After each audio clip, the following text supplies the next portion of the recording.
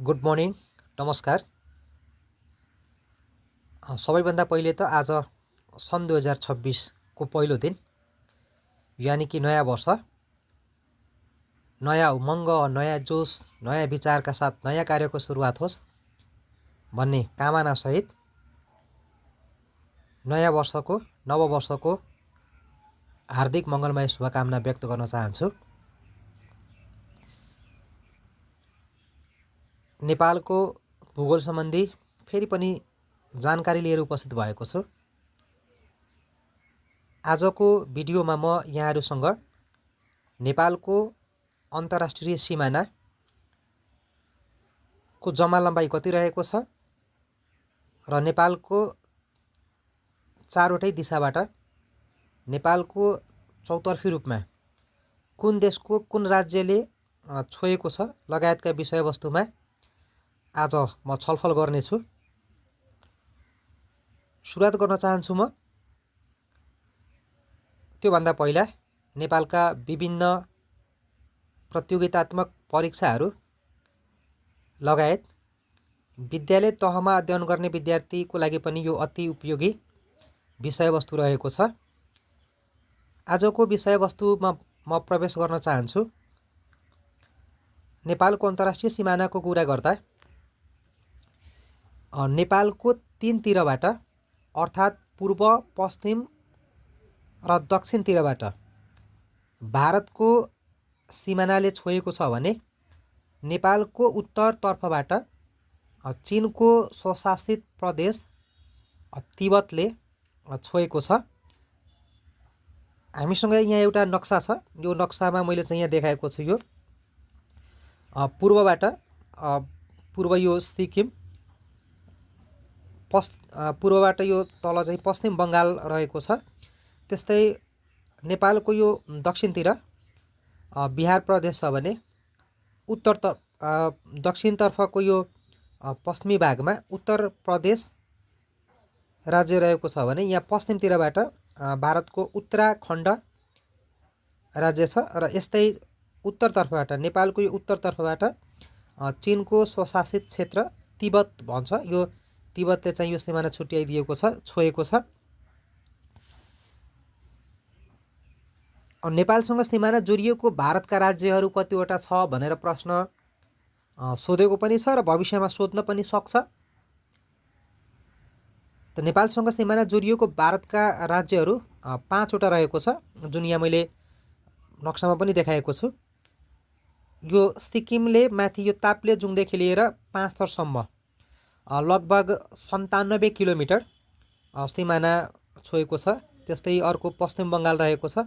पश्चिम बङ्गाल यहाँ झापा, त्यसपछि इलाम, पाँचथरदेखि लिएर यो तलसम्म यतासम्म छ पश्चिम बङ्गाल। र यही पश्चिम बङ्गालको तल चाहिँ यहाँ बङ्गालको खाडी रहेको छ, जुन नेपालमा ग्रीष्म ऋतुमा बाफिलो वायुलाई ल्याउँछ र यो नेपालको पूर्वी यो क्षेत्र झापाबाट नेपालमा प्रवेश गर्छ र ग्रीष्म ऋतुमा वर्षा गराउँछ, जो 1127 किलोमिटर टाढा रहेको छ।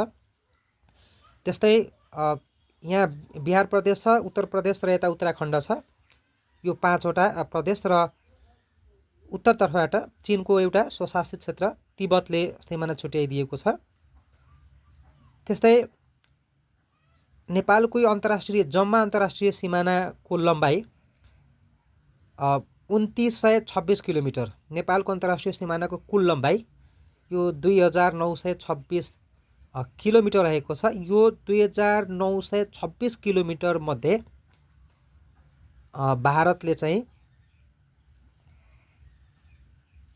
1690 किलोमिटर, भारतले चाहिँ तीनतिरबाट पूर्व, पश्चिम र उत्तरतर्फबाट, पूर्व, पश्चिम र दक्षिणतर्फबाट 1690 किलोमिटरको सिमाना यो छोएको छ भने उत्तरतर्फबाट चिनको तिब्बतले यो 1236 किलोमिटर सिमाना छोएको छ। यसरी नेपालको अन्तर्राष्ट्रिय सिमानाको कुल लम्बाइ 2926 किलोमिटर रहेको छ। त्यस्तै नेपालको सिमाना छोएको भारतको 5वटा राज्यहरूमध्ये सबभन्दा धेरै उत्तर प्रदेशले 651 किलोमिटर छोएको छ भने म अघि चाहिँ सिक्किमले जम्मा 97 किलोमिटर मात्र सिमाना छोएको भनेको छु। कम छुनेमा सिक्किम रहेको छ 97 किलोमिटर भने बढी सिमाना छोएको भारतको राज्य उत्तर प्रदेश रहेको छ। यसले चाहिँ 651 किलोमिटर चाहिँ सिमाना छोएको छ।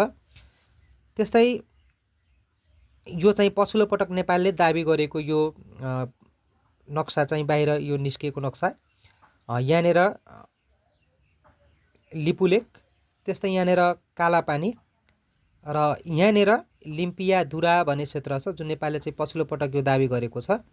र नेपालको क्षेत्रफलमा यो नेपालको हालको क्षेत्रफल 1,47,181 वर्ग किलोमिटरमा यो भाग जोडेर अर्थात् 335 वर्ग किलोमिटर जोडेर चाहिँ यो नेपालको क्षेत्रफल चाहिँ काम हुन आएको छ। अहिले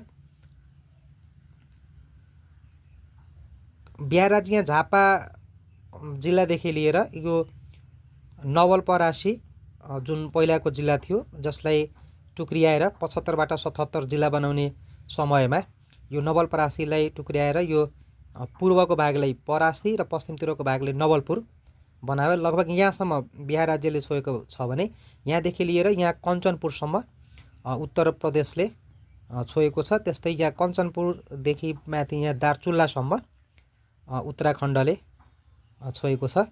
यस्तै भिडियोको लागि, यस्तै किसिमका विभिन्न जानकारीमूलक भिडियोको लागि तपाईहरूले मलाई रामविश्वास मुखिया फेसबुक आइडी, विश्वास लर्निङ क्लासेज फेसबुक पेज र विश्वास लर्निङ क्लासेज युट्युब च्यानलमा पनि